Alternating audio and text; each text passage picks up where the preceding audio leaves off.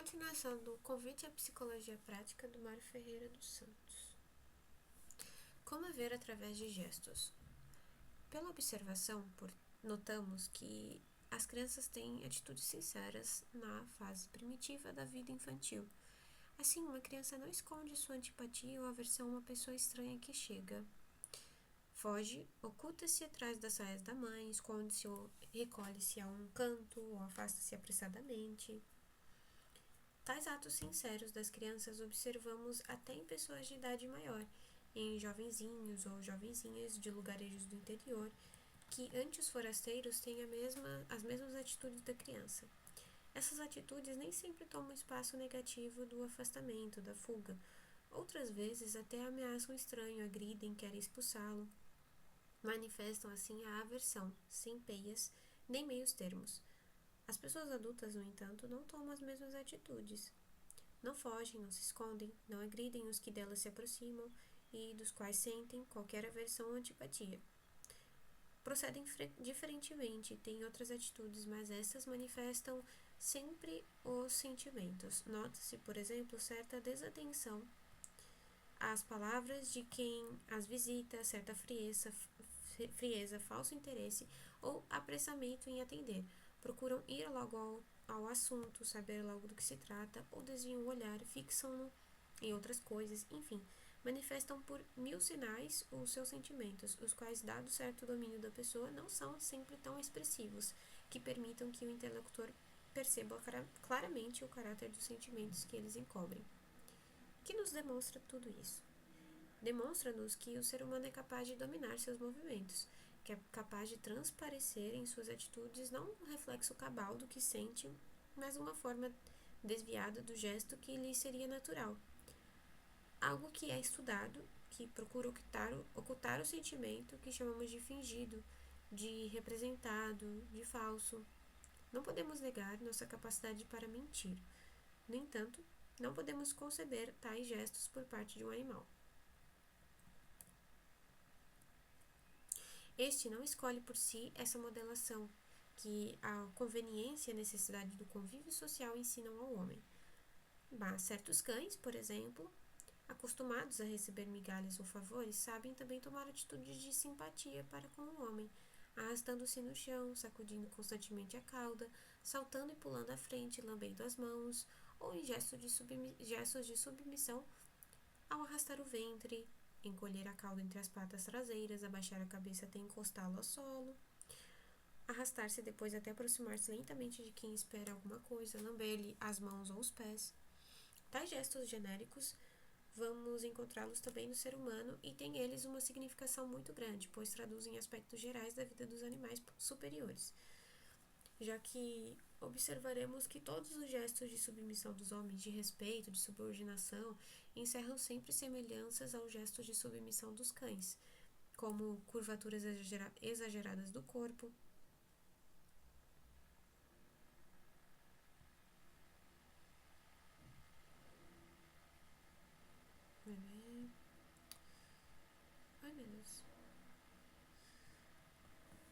flexões dos joelhos, colocação das mãos no solo, abaixamento da cabeça até encostar ao chão, abaixamento do olhar, o beijo das mãos, a reverência ou mímica que manifestam satisfação e o silêncio como resposta às perguntas que articula quem se coloca naturalmente numa posição de superioridade. Na luta entre dois homens primitivos, a submissão de um ao outro, do vencido ao vencedor, só poderia dar-se após um ter sido lançado ao solo. O ajoelhar-se é uma posição de quem está prestes a cair de vencido, de cansado. Os gestos gerais de submissão são formadas mais ou menos amaneiradas, mais ou menos modeladas de gestos primitivos de derrota, em suma, das atitudes do vencido. Como nos interessa sobremaneira o caráter humano, cabe-nos agora fazer uma afirmação. O homem é capaz de dominar, de dirigir seus movimentos para, por meio dos novos movimentos procurados, poder encobrir, fingir sentimentos diversos daqueles que realmente tem. No ato de submissão, pode quem o pratica sentir uma aversão total àquele a quem se submete. No entanto, manifesta por seus gestos o contrário, isto é, mente. Tal proceder nos mostra o valor da inibição. Examinemo examinemo-la, embora seja o tema da inibição um dos mais importantes da psicologia teórica. Podemos examinar uma lei de Pauchan e comentá-la para as conclusões que nos interessam. Pauchan chama de lei da inibição sistemática e assim anuncia, abre aspas, todo fenômeno psíquico tende a impedir que se produza, a impedir que se desenvolva ou a fazer desaparecer os fenômenos psíquicos, que não podem a eles se unir segundo a lei da associação sistemática, isto é, que não podem se unir com ele para um fim comum. Fecha aspas. Um animal com fome, impulsionado por essa necessidade, procura o alimento, busca-o. Um boi no campo procura o alimento na erva que cobre os prados. Se a busca do alimento é muitas vezes um ato simples que não encontra resistências, no entanto, noutras não é assim. Imaginemos alguns pássaros que têm fome. Encontram alimentos num terreiro e deles se aproximam para captá-los, mas eis que se aproxima um homem. Alçam voo e fogem para o alto das árvores próximas ou ficam a voar em torno para aproximar-se logo que o perigo tenha desaparecido. É o medo, dizemos, que o faz fugir. Ora, verificamos que houve aqui um antagonismo de necessidade. A fome deixa de ser saciada devido ao medo, isto é, os atos de procura, da alimentação e de captação são inibidos para dar lugar a outros atos de defesa. Há uma contraposição de dois impulsos, o de fome e o de medo. Por isso se diz que é instinto e contra-instinto. Todo instinto provoca a atualização do instinto contrário. Alguns pássaros, porém, podem, apesar do perigo em que se encontram, aproximar-se do alimento. Arriscam-se a obtê-lo. Esse risco é um fato importante da psicologia, pois o risco é já uma manifestação da consciência de uma possibilidade. E vemos assim que os animais também reconhecem possibilidades, o que é característica acentuada no homem, cuja ordem dinâmica das possibilidades é muito maior. O animal admite que pode obter o alimento sem ser molestado. Isto é, acha possível que tal aconteça, e a intensidade da consciência dessa possibilidade pode levá-lo ao risco. Assim, alguns pássaros demonstram possuir qualidades outras das dos seus semelhantes. Aproximam-se afoitamente em busca de alimento, enquanto outros assistem como espectadores daquela proeza.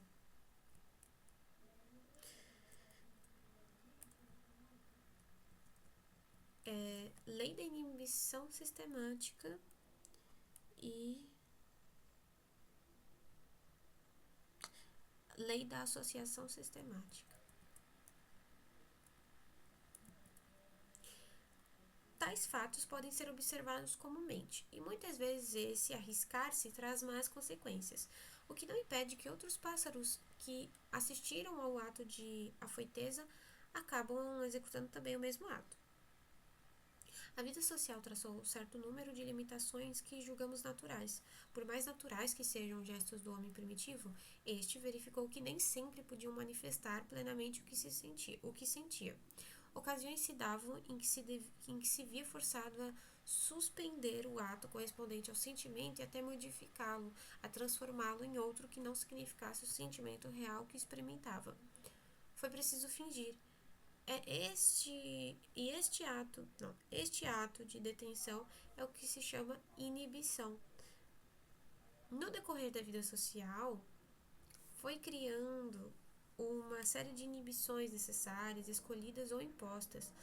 A civilização, dizia Nietzsche, é o amansamento, é o conjunto das inibições que jugula os atos do bárbaro que existe em cada um de nós, que é a educação, do latim e de ex fora e do querer, conduzir, de educare, dirigir, conduzir para fora, educar, criar.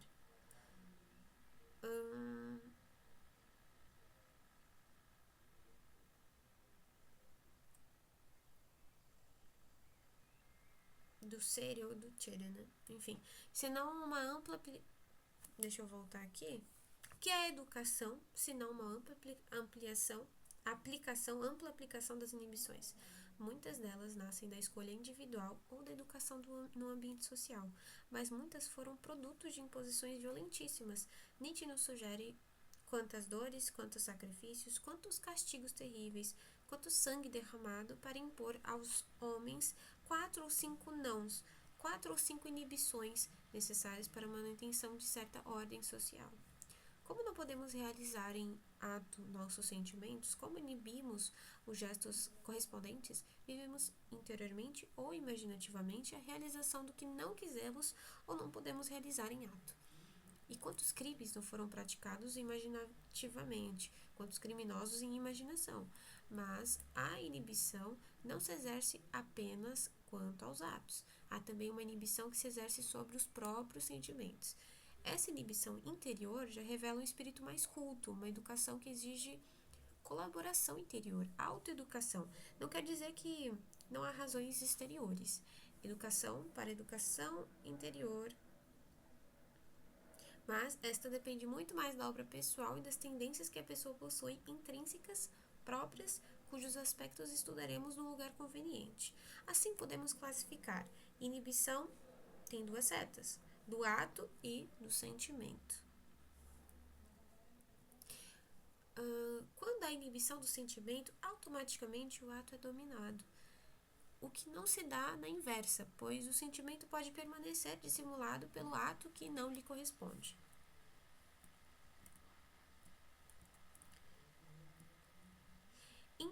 A intencionalidade. Em continuação, examinemos agora um elemento do qual já falamos e que é de magna importância, a intencionalidade. Em todo ato de pensar, há uma acentuação da atenção sobre algo que é pensado. Há uma intenção, uma atenção sobre, em, o pensado, o objeto. Todo pensar é intencional, porque todo pensar recai sobre um objeto, tem um objeto. O ato de pensar é já um ato simples de vontade, de escolha, de seleção. O dirigir a atenção para algo é um ato que nos pode parecer involuntário, mas indica uma atividade da atenção, um dirigir a atenção, e isto é elementar para o conceito de vontade, como veremos oportunamente. É por isso que nossos atos refletem a intencionalidade, quer na voz, nos gestos, no estilo que usamos. Na escrita, nós revelamos essa intencionalidade. A letra regular, por exemplo, revela domínio ou frieza. A irregular, a paixão, o sentimento, uma carta de amor tem sempre essa manifestação da intencionalidade. Por isso que hoje nos parece estranho uma carta de amor escrita à máquina.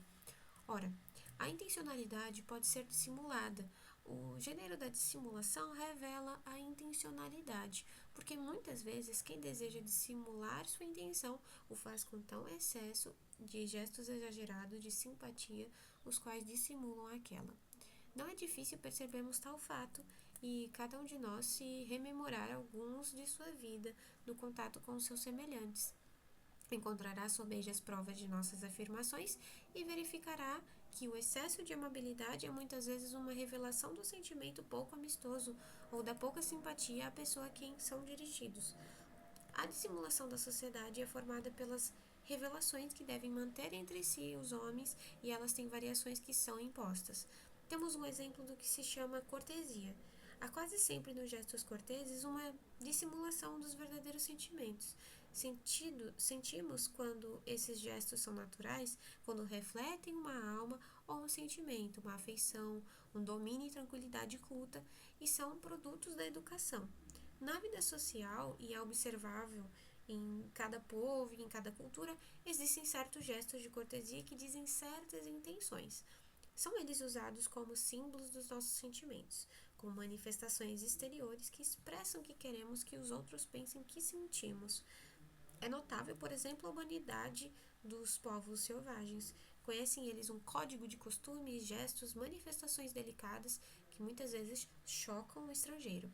Há atitudes e gestos estranhos de certos povos que querem significar amizade, respeito, consideração e nos parecem incompreensíveis, enquanto outros, que se apresentam como rudes, são respeitosos gestos, e os que nos parecem respeitosos podem significar uma ofensa.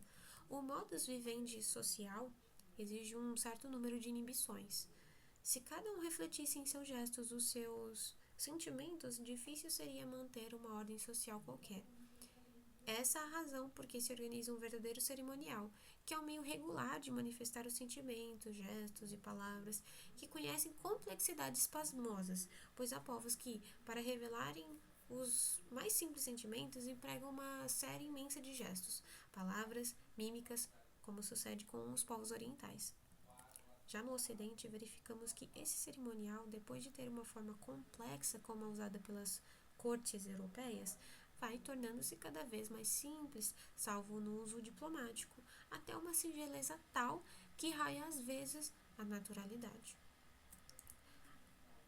Acentuam-se os gestos mal educados e brutais que se encontram sobretudo nas grandes cidades, onde a pressa não pode mais permitir que se tenha tanto cuidado na manifestação das nossas emoções, sinceras ou dirigidas. Muitas vezes vão por conta de uma falsa sinceridade ou naturalidade que só espelha a má educação. O cumprimento, por exemplo, revela o sentimento e muito se pode descobrir dos verdadeiros sentimentos de qualquer pessoa, apesar da dissimulação que eles exerceram. Não, que eles encerram. Há cumprimentos que revelam exagero, outros são frios, outros alterneiros, familiares alguns, atentos outros, afáveis, carinhosos, servis muitos. Outro exemplo temos na atenção, um... Peraí. Outro exemplo temos na atenção que uma pessoa devota a outra. Essa atenção pode ser exagerada e é fácil verificar-se a desatenção pela falta de atenção, o interesse falsamente manifestado. Muitas vezes a antipatia é manifestada francamente. Um enrugar da testa, um apertar dos maxilares, um fechar de mão, um olhar duro, uma resposta um tanto brusca, por entre outros gestos de dissimulação, revelam claramente a verdadeira intenção. A delicadeza pode denunciar uma alma educada. No entanto, uma pessoa normalmente delicada em seus gestos e atitudes, estes terminam por influir em sua própria alma. A prática da delicadeza influi sobre o próprio caráter. A intencionalidade que se reflete nos atos, embora dissimulados, atos que a educação nos ensina, dá um treino interior extraordinário e muitas pessoas, devido ao constante emprego dos atos delicados, acabam elaborando certa delicadeza de alma. Dispomos de vários meios para a análise das intenções. Vamos estudá-los. A. O andar. Este nos revela, pelo passo apressado ou não com que uma pessoa se dirige para nós, o seu interesse. Uma redução na marcha, um claudicar nos passos, um contornar, o estacar mais perto ou mais distante. Todos esses atos simples refletem, na simplicidade de suas manifestações, o que sente a pessoa. Não só denunciam os sentimentos que tem para com outra, como também o que sente. Se alguém que costuma andar em passo lento, normal, aparece nos andando com rapidez, apressadamente, tal fato logo nos chama a atenção. B. Os gestos. Vimos que, elementarmente, os gestos expressam a um favor ou um contra. A um a favor ou a um contra. Um gesto